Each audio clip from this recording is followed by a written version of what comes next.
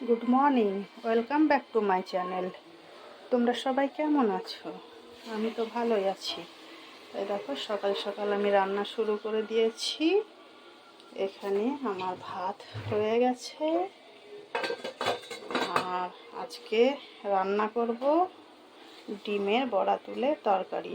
ওই জন্যে এখানে ডিমের তরকারিটা হবে, ওই জন্যে এখানে আলু কেটে নিয়েছি, টমেটো কেটে নিয়েছি, এখানে মশলাটা ছাড়িয়ে রেখে দিয়েছি, আর এখানে ঢেঁড়স আছে। ঢেঁড়সটা হবে সর্ষে আর পোস্ত বাটা দিয়ে। আর এখানে ডিমটা আমি রেখে দিয়েছি। আজকে ডিমের ঝোল করব ভেবেছিলাম, কিন্তু ডিমের ঝোল হলো না।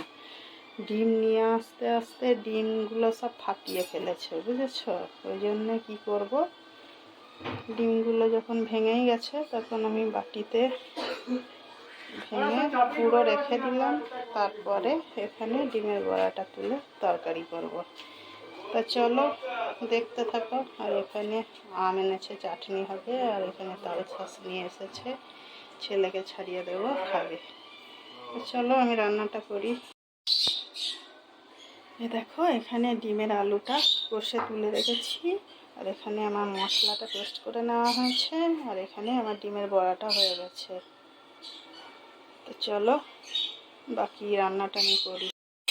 দেখো, আমার ডিমের তরকারিটা হয়ে গেছে।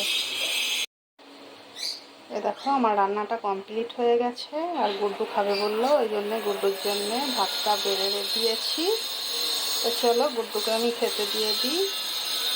আর আমার রান্নাটা যদি তোমাদের ভালো লাগে তাহলে লাইক, কমেন্ট আর শেয়ার করে দিও, আর একটু পাশে থেকো। টাটা।